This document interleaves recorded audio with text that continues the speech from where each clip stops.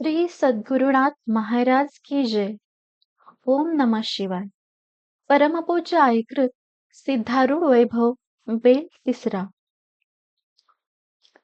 ओम नमः शिवाय.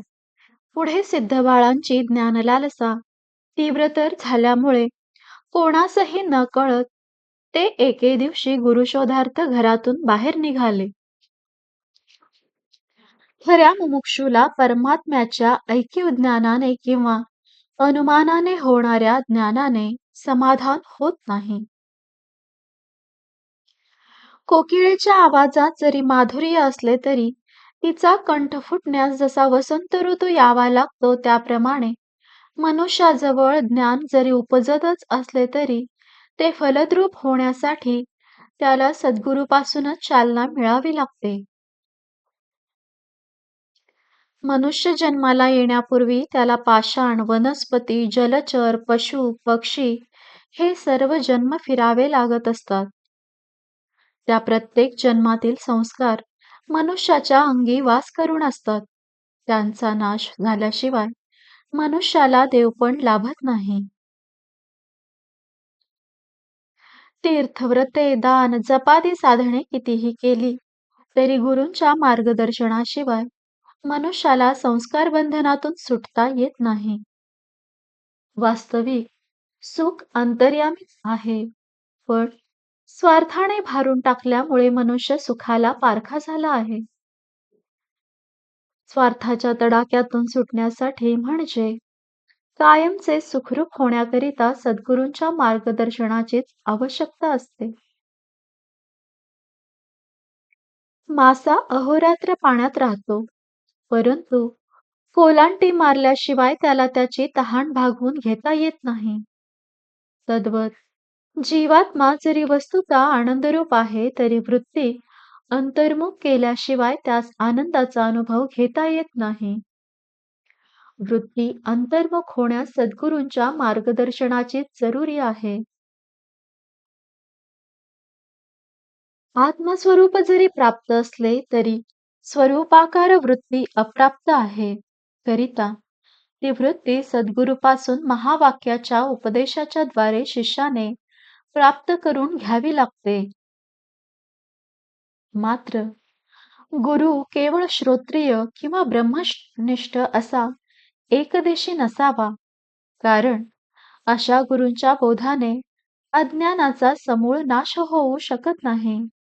करिता गुरु श्रोत्रिय, ब्रह्मनिष्ठ, दयेचा सागर, केवळ लोकांच्या कल्याणासाठी झटणारा, पैशासाठी, कीर्तीसाठी, अगर कोणत्याही हेतूसाठी आपल्या ज्ञानाचा विक्रिय न करणारा असाच असावा. तरच त्याच्याकडून शिष्याच्या भवभ्रमाचे निरसन होते. श्रोत्रिय गुरु म्हणजे शास्त्रज्ञ पुरुष, स्वतःच अनुभव नसताना दुसऱ्यांना शास्त्रार्थ सांगणारा. तो एक म्हणजे एखाद्या आंधळ्याने एखाद्याला नदी पार करतो असे म्हणावे त्याप्रमाणे समजावा. केवळ ब्रह्मनिष्ठ गुरु म्हणजे स्वतः ब्रह्मस्थितीचा अनुभव घेतलेला पण दुसऱ्यांना योग्य प्रकारे पटवून देण्यास असमर्थ असलेला. तो म्हणजे एखाद्या पांगळ्याने एखाद्याला नदी पार नेतो म्हणावे असा समजावा. ब्रह्मनिष्ठ व श्रोत्रिय गुरु म्हणजे स्वतः परमात्मानुभव घेऊन दुसऱ्याला युक्तिप्रयुक्तीने पटवून देऊन त्याचा भ्रम नाहीसा करण्यास समर्थ असलेला असा पुरुष म्हणजे डोळस व पायाने चांगला सुदृढ असून त्याला उत्तम पोहताही येते. त्याने एखाद्याला नदी पार करतो असे म्हणावे त्याप्रमाणे समजावा. अशा गुरूंची सुदैवाने जरी गाठ पडली तरी पतिव्रता स्त्री जशी पतीलाच सर्वस्व मानते तद्वत गुरु म्हणजे आपले सर्वस्व, गुरु वाचून अन्य दैवत नाही असे मुमुक्षूचे ठाम मत झाले पाहिजे. कारण गुरूंच्या ठिकाणी शिष्याचे प्रेम परिपूर्ण केंद्रित झाल्याशिवाय गुरुकृपा होत नाही. धौम्य ऋषींच्या जवळ उपमन्यू नावाचा एक शिष्य होता. तो रोज एक वेळ भिक्षान्न सेवन करून गुरुगृही गुरे राखण्याची सेवा करीत असे. एके दिवशी त्याला गुरु म्हणाले, उद्यापासून भिक्षा आणली की ती तू माझ्या पुढे ठेवीत जा. कारण गुरुने आधी भिक्षा घेतल्याशिवाय अन्नातील अपवित्रता नाहीशी होत नाही. बरे म्हणून उपमन्यू त्याप्रमाणे करू लागला. परंतु त्याने आणलेली सर्वच भिक्षा गुरुसेवन करू लागले.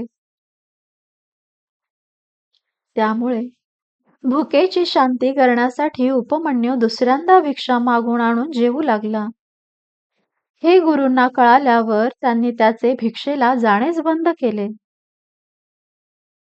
त्यावर तो गायीचे दूध द्रोणभर पिऊन राहू लागला. एके दिवशी गुरु म्हणाले, तू दूध घेतल्यावर ते उच्चिष्ट होत असल्याने यज्ञार्थ ते निरुपयोगी ठरते. म्हणून तू उद्यापासून गायीचे दूध घेत जाऊ नकोस. अशा तऱ्हेने गुरूंनी कित्येक दिवस त्याला उपवास करावयास लाविले. तरी त्याच्या मनात गुरुविषयी किंचित देखील अनादर किंवा तिरस्कार उत्पन्न झाला नाही. पुढे तो वासराने गायीचे दूध प्यायल्यावर जो त्याच्या तोंडातून फेस गळतो ते तो सेवन करू लागला. जेव्हा उपमन्यूच्या अंगावर दिवसेंदिवस अधिकाधिक तेज दिसू लागले तेव्हा गुरूंनी त्याला, सध्या तू काय आहार घेतोस असे विचारले. तेव्हा त्याने सत्य काय ते सांगितले. गुरु म्हणाले, अरे हे तर फार मोठे पातक तू करीत आहेस. उद्यापासून तू तो आहार घेत जाऊ नकोस. त्यानंतर तो भुकेच्या वेळी एक द्रोण भरून रुईचा चीक सेवन करू लागला. जेणेकरून उपमन्यूचे एकाएकी दोन्ही डोळे गेले. संध्याकाळी गायी गुरुगृही घेऊन येत असता वाट चुकून तो एका खड्ड्यात पडला.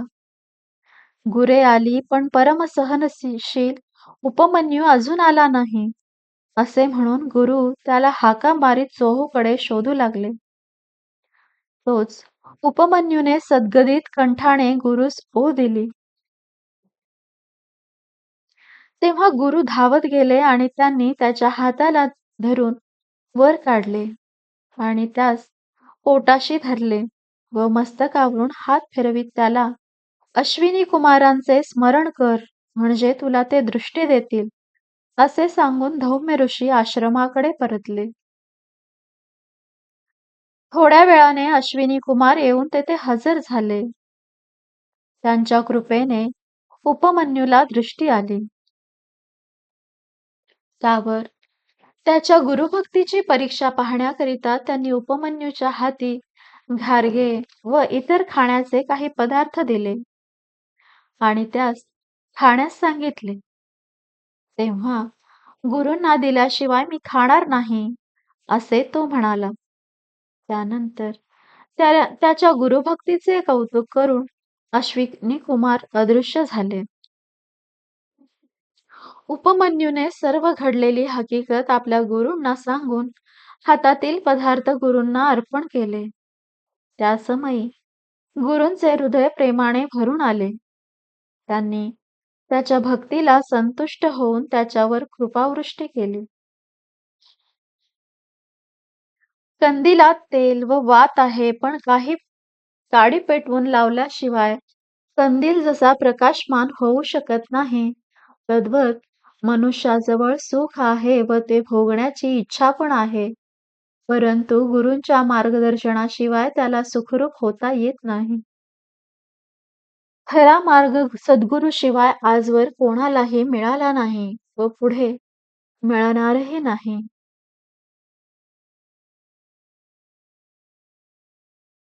परमेश्वराने खास जगदोद्धारार्थ जरी अवतार घेतला तरी देखील श्रीराम वसिष्ठांना शरण गेला आणि कृष्ण सांदीपनांना शरण गेला. त्यावरच त्या उभयतांनी जगदोद्धाराचे कार्य केले. सद्गुरु कृपेने आपण आधी सुखरूप व्हावयाचे आणि नंतर जगाला सुखी करण्याकरिता झटावयाचे. आपणच सुखी नाही तर इतरांना आपण सुखी कसे करणार?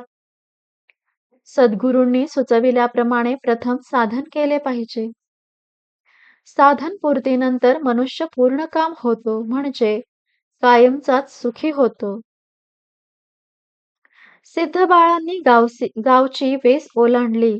इतक्यात त्यांना भीम व सोम या दोघा मित्रांची गाठ पडली. भीमाने विचारले, काय सिद्धा, घाईघाईने कोठे चाललास? तेव्हा सिद्ध बाळ म्हणाले, मी होय, गुरुशोधार्थ चाललो आहे. सोम म्हणाला, सिद्धा, हे काम लहानपणात करायचे नसून वृद्धावस्थेत करायचे असते. सिद्ध बाळ म्हणाले, सोमा, या देहाला 3 अवस्था आहेत. बाळपण, तरुणपण आणि वृद्धपण.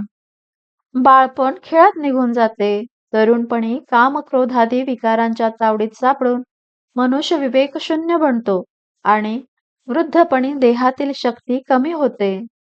लहानपणापासून जे जे भोग भोगले त्या सर्वांचे स्मरण होऊन चित्ताच्या चंचलतेचा अतिरोध होतो.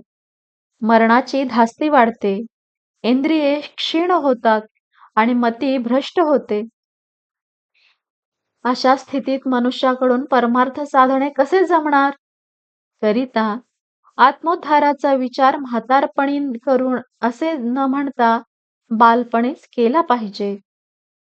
सोम म्हणाला, सिद्धा, हे तुझे म्हणणे जर खरे असेल तर या जगात सर्वांना संसार सुखच का आवडते? संसारातील प्रत्येक गोष्ट प्रथम प्रथम सुखदायक वाटते. म्हणून सर्व लोक संसाराच्या मागे लागतात. पण पुढे मात्र पावलोपावली दुःखाचा अनुभव येऊ लागतो. तेच विषयाविषयीचे वैराग्य जरी प्रथम दुःखदायक वाटले तरी शेवटी जन्ममरण चुकवून ब्रह्मानंदाशी गाठ घालून देते.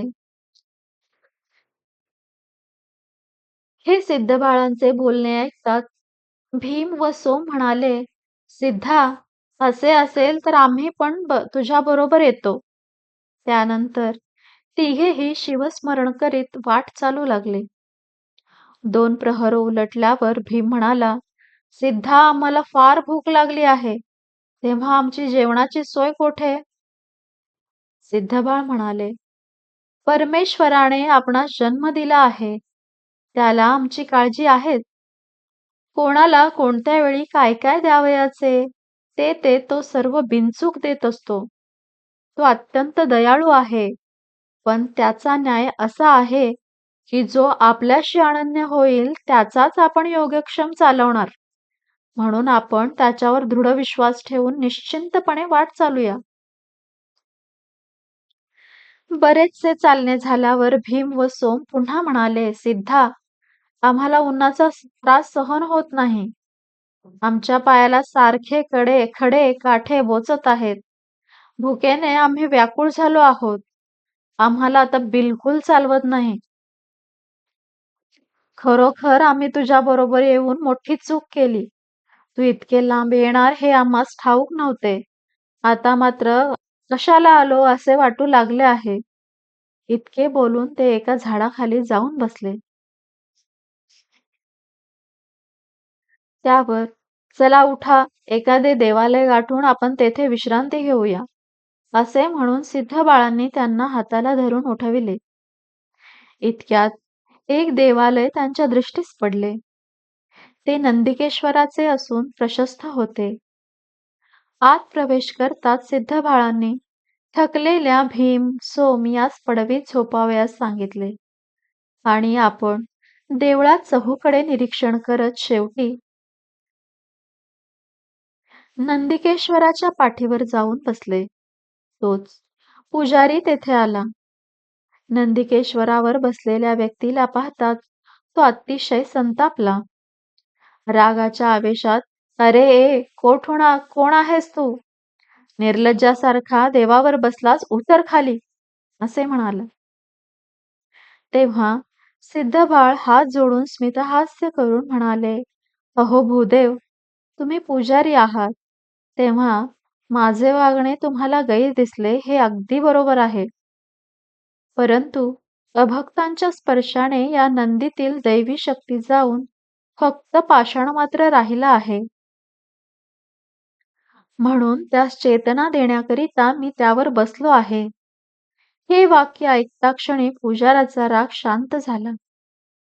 त्याला हा कोणीतरी अवतारी पुरुष असावा असे वाटले. लगेच त्याने त्यांना साष्टांग नमस्कार घातला आणि त्यांची क्षमा मागितली. त्यावर तो आपणास काहीतरी सेवेची आज्ञा करण्याबद्दल विनवू लागला. तेव्हा जसे गर्भवती मातेस अन्न दिल्याने गर्भातील बालकाचे समाधान होते, तसे सत्पुरुषांना तृप्त केले असता परमात्मा संतुष्ट होतो, हे सिद्धबाळांनी त्यास सांगितले. ते ऐकून पुजारी लगेच घरी गेला आणि त्याने सिद्धबाळांकरिता नैवेद्याचे ताट वाढून आणले. ते त्यांच्या पुढे ठेवून, महाराज, आपण भोजन करावे असे म्हणून त्याने त्यांना विनंती केली. जंगलातील झाडे अनाथ असतात, म्हणून ती सर्वस्वी परमेश्वरावरच अवलंबून असतात. त्याप्रमाणे जो परमेश्वराशी अनन्य होतो, त्याची सर्वस्वी काळजी परमेश्वराला घेणे भागच पडते. लहान, अगदी नेणते मूल कोणतीही काळजी करीत नसते, म्हणून त्याची सर्वस्वी काळजी वाहण्याची जबाबदारी त्याच्या आईवर पडते. त्याचप्रमाणे निरीश्वर पुरुषाची सर्व प्रकारे काळजी घेणे देवाला भाग पडते. सिद्ध बाळांनी भीम सोम यास उठवून यथेच्छ भोजन दिले आणि म्हणाले, पहा, परमेश्वराने वेळेवर आपल्याला आयते सुग्रास भोजन दिले की नाही. परमेश्वराचे राहणे जसे गुप्त आहे, तशीच त्याची करणी पण गुप्त आहे. आपण गुरांना नुसते गवत व आंबोण घालतो, पण त्यांच्या कासेत अमृतासारखे गोड दूध तयार होते. ज्या पोटात प्राणापाण्याच्या भाताने जठराग्नी प्रज्वलित करून अन्न पचविले जाते, त्याच पोटात 9 महिनेपर्यंत गर्भाचे रक्षण होते. पण परमेश्वराच्या या करणेची अज्ञानामुळे आम्हाला जाणीव होत नाही. आता त्याचे आभार मानून आपण शांतपणे भोजन करूया, असे म्हणून सिद्धबाळही त्यांच्यासह भोजनास बसले. भोजन आटोपून सिद्धबाळ उठले. इतक्यात पुजारी म्हणाला, महाराज, आज 25 वर्षापासून मी रोज ठराविक वेळेला नंदिकेश्वराची पूजा करीत आहे. असे असून माझ्या मनाला समाधान कसे नाही? याचे कारण मला कृपा करून सांगा. पुजारी याचा अर्थ पूजेचा अरी, पूजेला खाऊन टाकणारा, म्हणजे पूजा करतो हे भान नसणे. पूजा म्हणजे काय, ती कशी करावयाची असते, पूजा घेणाऱ्याचा व आपला काय संबंध आहे, याची प्रथम पूर्ण माहिती असावयास पाहिजे. तरच पूजेपासून मनुष्याला ध्येय गाठता येते. म्हणजे संसारातील जे त्रिविध ताप त्यापासून सुटून मनुष्य पूर्ण समाधान पाहू शकतो. मूर्तीत देव आहे या दृढ भावनेने पूजन घडले पाहिजे. नाहीतर किती वर्षे पूजा केली तरी फळ लाभत नाही.